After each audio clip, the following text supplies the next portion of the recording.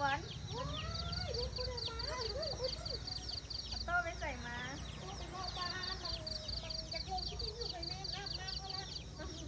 มักสุดเลยเนาะลงที่ดินมันนั่นเด้อมักสุดเลยโกดมักสุดเลยค่ะท่านนั่นมีคนมาขายโลเส้น5โอ้น้อยโหดอันนั้นนะโอ้ยตัวน้อยๆฮะแต่ว่าแซ่บผมแม่ตัวนี้10 โลแล้ววะลองเอาตัวนี้ใช่ผมเป็นตัวนี้10 โลแล้วไว้ตัวเอาตัวนี้หลับมันอันนั้นดิฮะมันมีถุงคุณจะตักไปได้นึงจะได้ตักเอาลงนี่อยู่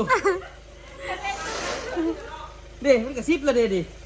พอแล้ววะพอดีไก่นิดนึงให้เลยไก่ขีดนึง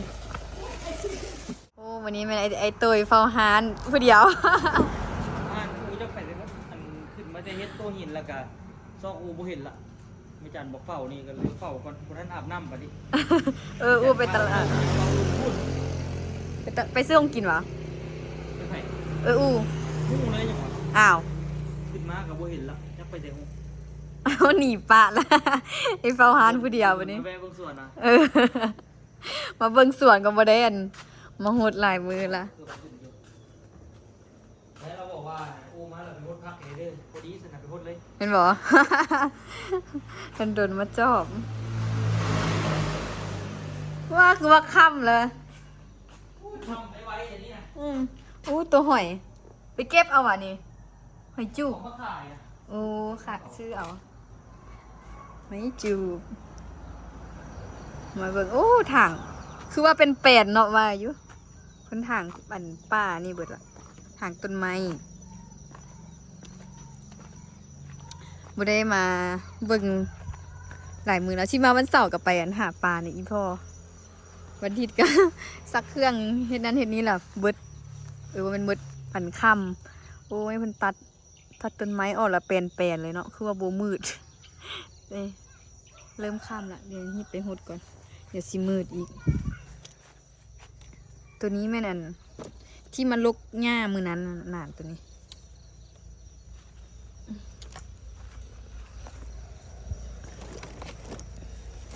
ไม่จันอันลงแก้นนะติบอมแล้วเวลาสิปลูกอ่ะผักบงใส่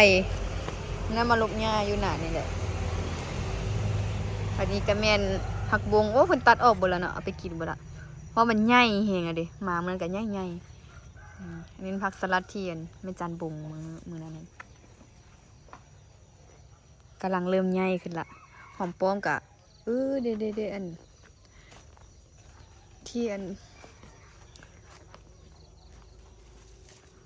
ที่ไม่จันวานใหม่วานเท่านึงแล้วมันบกขึ้นมาวานหอบสองเริ่มขึ้นไม่ละโอ้มันคนนี้เป็นแถวเลยอันนี้ไม่จันให้เป็นแถวเลยวันนี้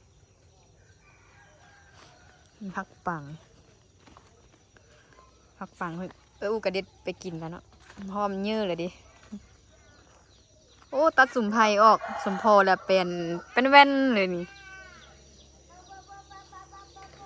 หดก่อนเดี๋ยวมืดก่อนจ้าไอ้ต้ยว่าไปลุ่มว่าสัน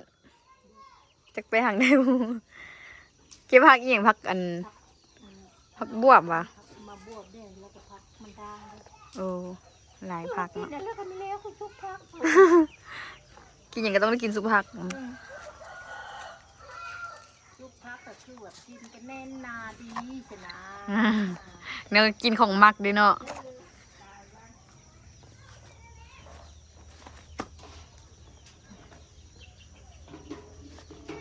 อุ้ยสบายดีตอนแรงนะทุกคนหนาวขนาดขี่รถมาซ้ำนี้ซื่อๆเลย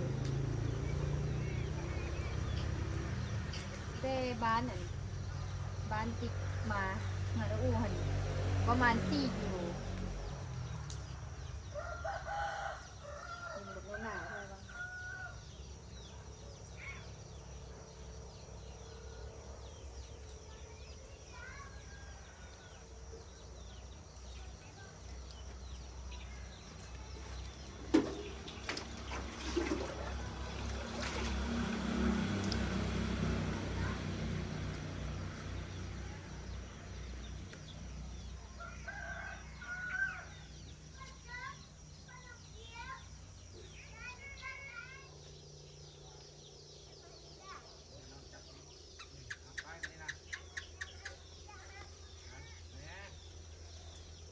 ตัดสุ่มไพ่ออกแล้วคือว่า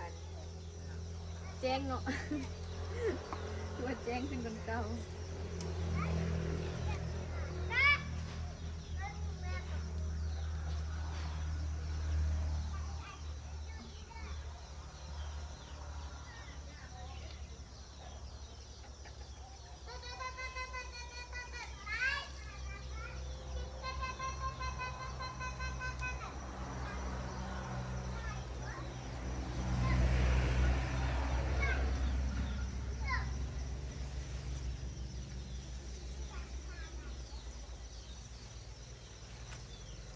ตัดแล้วมันปุ้งขึ้นมาใหม่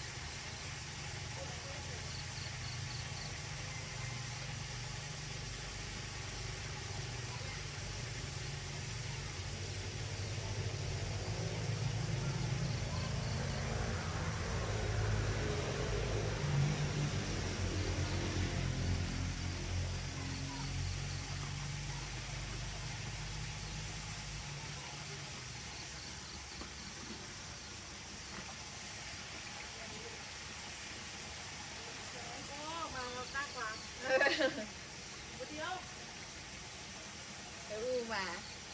ตลาดมาเลิกเงียนแล้วก็ออกมาเลยดิว่าได้เตรียมเครื่องไว้อย่างเดียวเพราะว่าย่ามันค่ำเลยอันนี้มันอยากแจ้งเนี่ยเนาะนั่นไอ้ต้นขึ้นตัดอันต้นไม้นี่ดิมันคือว่าเป็นแจ้งเนาะ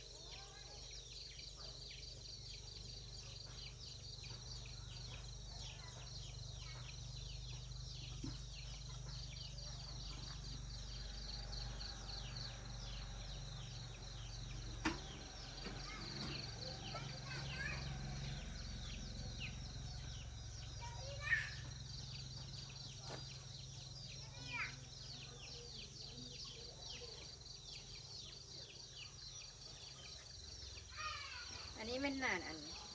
ผักสลัดเมจันบุ๋มใช่ไหมพอดีเต็มหนานเลยลบผักห่มออกเมจันฝากนำอันเจ้าคูณไปให้ยืนผักห่มนะเราเอาไปลวกกินอันมื้อไปหาปลาดิหวานแซ่บๆอ่ะ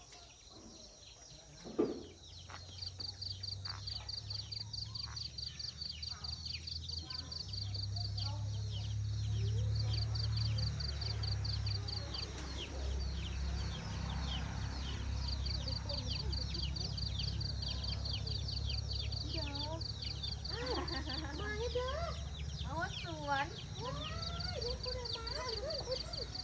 เอาโต้ไปใส่มา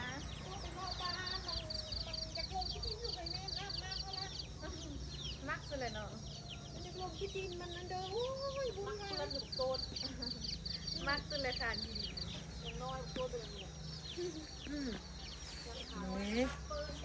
โอ้ยเนาะ อันนี้แม่บุ๋งใหม่แล้วอ่ะ แม่บ้านลูก แล้วอ่ะ ผักห่มกับผักกาด ผักผงประกาศ ผักห่มกับ ห ผัก วานเลยผักผงเนาะ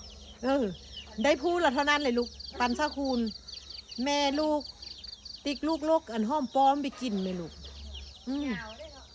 ยาวเห็นบอกห้อมป้อมมันตัวนั้นบอกออกแล้วแม่ปลูกไม้ให้นะ เราผู้เดินไปจับจองเห็ดทานน่ะ ฮะ ผักในโบเราผู้เดินไปจับจองเห็ดทาน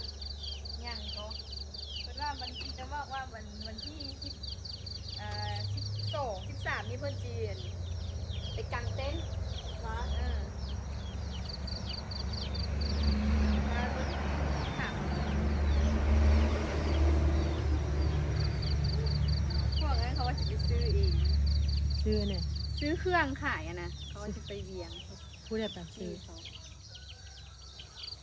ซื้ออยู่พื้นที่บนเขาเอามาขายที่เชง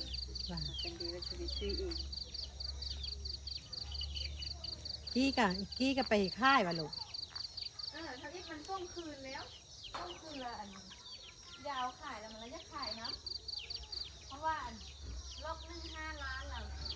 มันเราไม่อยากขายนะเขาจะขายได้ยำจีน เอาขายคืนละ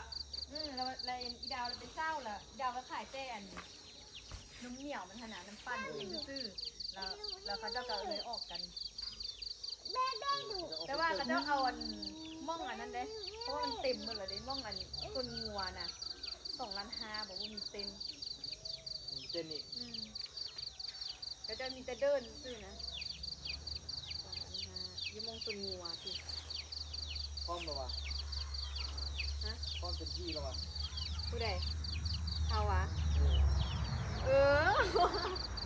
กระพร้อมแต่มือเว้าหมดเลยฮะ พักจะมือได้ไป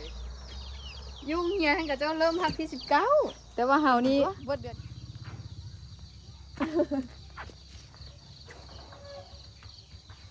เป็นเดือดเจ็บหัวของเพิ่น ลูกผักโตนลูกไปกินเนื้อ เลย อันพ่อมันพ่อไก่แน่ๆอันนั้นเราไว้หนึ่งต้องไปเช็คที่หูตาให้มันหน้าพ่อมันก็คือ จะมาเตงไอ้สิโลกทำพร้อมไปก่อนเริ่มทำแล้วด้วย โอ้ยเสียงดาวเอ้ยโตไปกินข้าวกันเด้อ ด้วย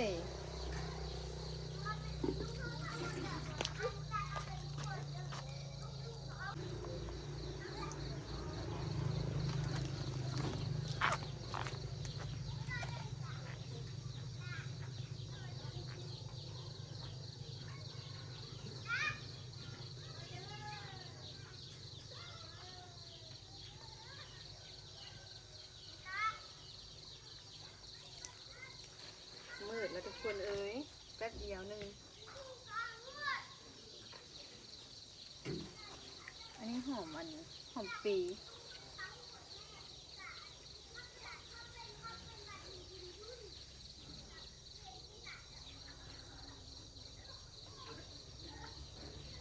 โอเคสำเร็จเสร็จสิ้นไปลูกเอาหอมปลอมก่อนบัดนี้มืดละมาลูกเอาหอมปลอมไปกินกันบัดนี้เพราะว่ามันยาวเนี่ยนะนี่งาม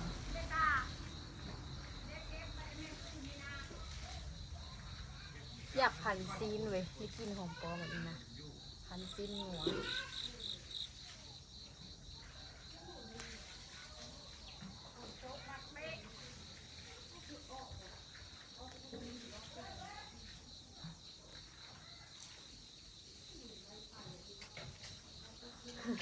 ได้กินก้อนบุญแล้วเนาะหอมตัวนี้ทำงานเนี่ยตัวมันยาวๆงามๆ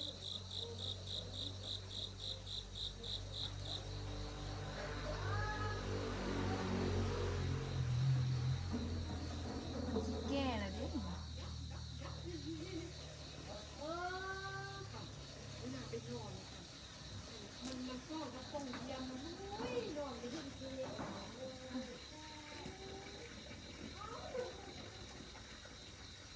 ได้เนาะหลายเติบละกำหนึ่งที่เด็ดเอาแจนต้นเปแก่ไปต้นอ่อนก็สำคัญเบิดเลยนี่แหละกำหนึ่งจำสิกินแบบนี้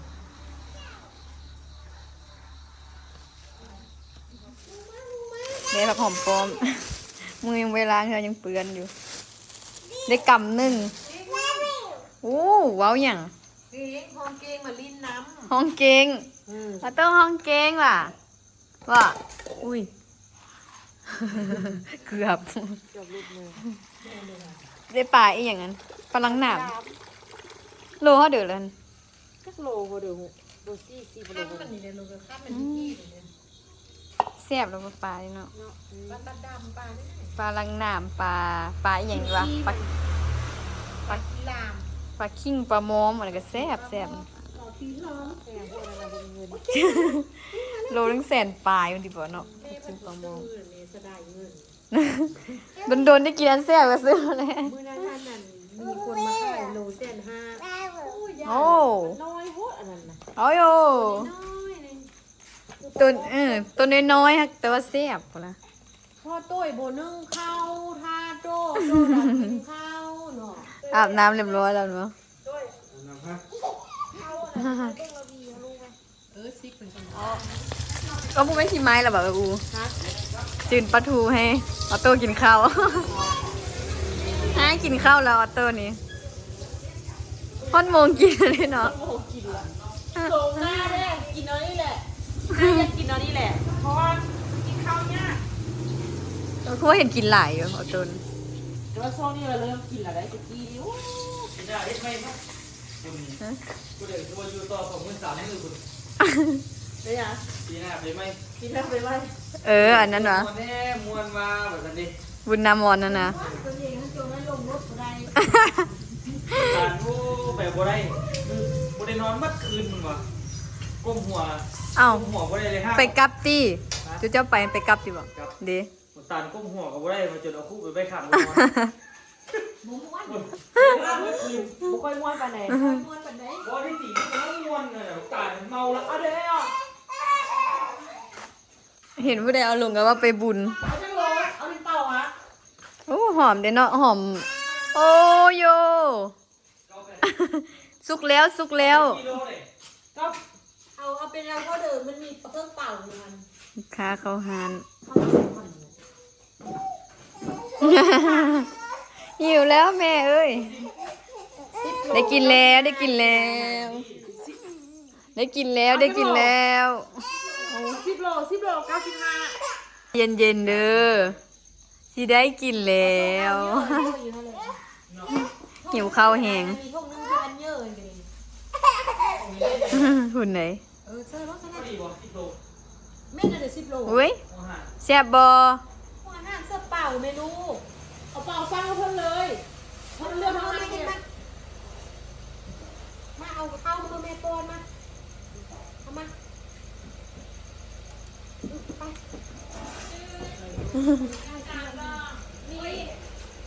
โอ้ยลูกค้ากำลังเข้าหานลูกกับพันหิวข้าวอันนี้ออโต้กับพันหิวข้าว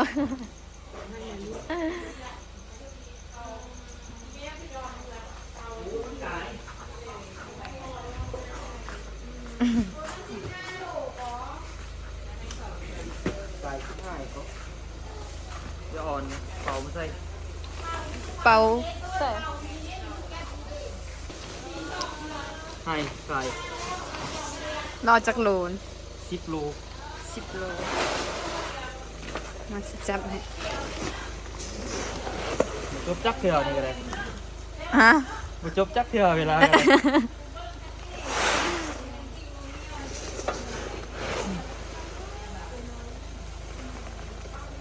หัวหันหมูติน แมนน้ำหมูข้าวแป๊บซี่เกิดสารพัดแหละก็หมูกับบ่หมูละเดี๋ยวนี้ เป็ดก็กิน อะไรก็กินหมืด เป็นหัวอาหารสัตว์ด้วยเนาะ หนักอยู่เลยเนาะ 10 โลอืมมันมีอ่ายมันมีอัน จากโลละติกสั่งดู จับดูกินมาจากโลละ ประมาณ7นี่แหละเบิ่งนี้7 8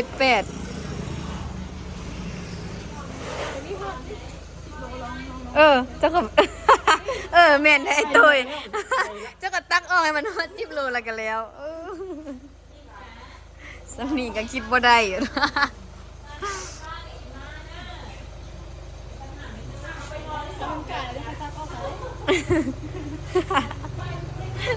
คิดว่าสิ สิมันสิได้แล้วนี่นะ สิตั้งเส้นตัวนี้อ่ะนะ จากโลแล้วนี่เด็กเก้าเล เด้ ย 9 โลอีกโลหนึงบ่แม่นตัวนี้10 โลแล้ววะเพราะแม่นตัวนี้10 โลแล้วไว้ตัว เอาตัวนี้ลับมันอันนั้นดิ ฮะ มันมีถุงมันก็ตักไปได้หนึ่งก็ได้ เอา เลย ตัก เอาถุงนี่อยู่เด็มันก็ซิบแล้วเด็ดิ ฮอดแล้ววะ พอดีไก่นิดนึงให้เลยไก่ขีดนึง เพื่อเลยวะ เดี๋ยวก็มีข้าวใหม่ก็เนาะ ของแถมไปขีดหนึ่ง อาหารปลา มาฮอดเหือนะคนเบสระผม หนาวโพดสระหัวยังแบบนู่สะบันเลย เดผักบงกับอันหอมเอามาจากสวนไม่จันลุกผักบงออกแล้วคนเอามาหมายเมให้กินแล้วล่ะวันนี้กินทอดฮอนดอก กินแบบง่ายๆเลยแล้วก็ปิ้งปลาเป็นแต่มื้อเช้าน่ะแม่ปลามื้อเช้านี้ไม่เห็นเด้อกินแล้วมันแบบเป็นปลาละ เอาป และ ลาม กว่ะ ฟักมุนๆลงคะแนนมก ปลาอีหยัง ปลาจ้า ปลาจาดมันเป็นคล้ายๆคือเฮ็ดอันนั้นนี่แหละปลาโต่งอะนะโอ้เหมือนที่บักกล้วยก่อนกล้วยน้ำว้ามันนี่กินง่ายๆไม่กินข้าวแบบง่ายๆอีพ่อไปอยู่เลยอีพ่ออยู่เลยบนแล้วเนาะปิ้งห่างปลานิดนึง คนบอกอีกทีบอกจิ๋ว กับพ่อคุณดอก